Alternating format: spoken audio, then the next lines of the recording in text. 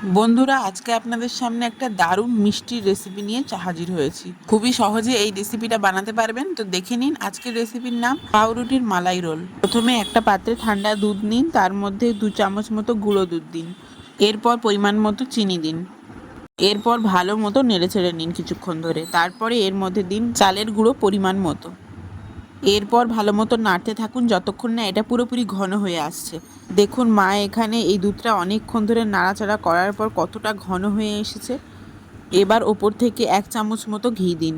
এখনও পর্যন্ত যারা যারা আমাদের চ্যানেলটি সাবস্ক্রাইব করেনি, সাবস্ক্রাইব করে দেবেন, বেল আইকন অবশ্যই ক্লিক। অনেক ভিডিও আছে আমাদের চ্যানেলে, অবশ্যই সবাই আমাদের চ্যানেলটিকে পুরো দেখবেন। অনেকক্ষণ ধরে নাড়াচাড়া করার পর দেখুন একেবারে শুকনো শুকনো হয়ে এসেছে। এবার এটাকে একটা পাত্রে তুলে দেওয়া হচ্ছে। একদিন পর পর আমাদের ভিডিও ছাড়া হচ্ছে, অবশ্যই আমাদের পাশে থাকুন এবং সাবস্ক্রাইব করে দিন। পুরটা কিছুক্ষণের জন্য ঠান্ডা করতে দিন। আর এবার আসুন আসল রেসিপিতে। এই রেসিপির জন্য পাউরুটি লাগবে। আমরা দেখুন চৌকোনা যে পাউরুটিগুলো হয় সেগুলো নিয়েছি। মা এবার এগুলোকে ভালো মতো বেলে নিচ্ছে একবার করে। এরপর পুরগুলোকে মাঝখানে দিয়ে দেওয়া হচ্ছে। পুরটা ভালো মতো দেওয়ার পর এটাকে রোল করে মুড়ে নেওয়া হচ্ছে।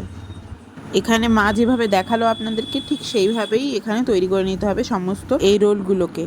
একে একে পুর দিয়ে সবগুলোকে এইভাবে তৈরি করে দেওয়া হচ্ছে। আপনারা অবশ্যই আমাদের এই ভিডিওটি শেষ পর্যন্ত দেখতে থাকুন। দেখুন মা কি সুন্দর করে এখানে রোলগুলোকে তৈরি করে নিয়েছে। সমস্ত রোলগুলো প্রায় রেডি। এবার আরও একটি পাত্র নিতে হবে। এবার এর মধ্যে দুধ নিতে হবে কিছুটা পরিমাণে। এখন কিছুটা গুঁড়ো দুধ দিয়ে এটাকে ভালো মতো মিক্সড করতে হবে। এবার গ্যাসটা অন করে কিছুক্ষণের জন্য এটাকে গরম করতে দিন। আর ভালো মতো নাড়াচাড়া করতে থাকুন। এবার পরিমাণ মতো ওপর থেকে চিনি দিতে হবে। এবার স্বাদের জন্য অল্প একটু লবণ আর 2টো এলাচ থেঁতো করে দিতে হবে। এবার ভালো মতো সবগুলোকে একসাথে নাড়তে থাকুন যতক্ষণ না এটা ঘন হয়ে আসছে। আর আমরা এদিকে একটু ঠান্ডা পানি দিয়ে কাস্টার্ড পাউডার গুলে নিচ্ছি, যাতে এটা তাড়াতাড়ি ঘন হয়ে যায়।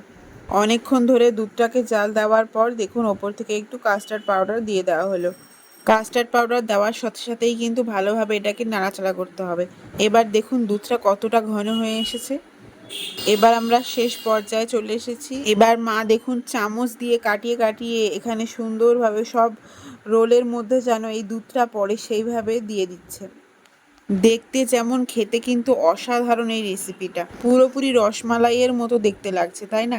দুধ দিয়ে ভালো মতো পুরো রুটিগুলোকে ভিজিয়ে দিতে হবে। যে রোলগুলো আছে প্রত্যেকটাতে যেন দুধটা ভালো মতো পৌঁছায় সেই রকমভাবে ভিজিয়ে দিতে হবে। এবার গার্নিশিংয়ের জন্য ওপর থেকে দেওয়া হচ্ছে ছোট করে কুচে রাখা কাঠবাদাম। আমি আবারও বলছি, এটা কিন্তু দেখতে যেমন, খেতে তার থেকেও অসাধারণ। প্লিজ আপনারা এই রেসিপিটা ট্রাই করবেন এবং জানাবেন কেমন হলো খেতে। আমরা তো লোভ সামলাতে না পেরেই গরম গরম খেয়ে নিয়েছিলাম। আপনারা অবশ্যই এটাকে কিছুক্ষণের জন্য ফ্রিজে রেখে তারপরে খাবেন, দারুণ লাগবে খেতে। আজকের রেসিপি এই পর্যন্ত। সবাই সুস্থ থাকবেন, ভালো থাকবেন।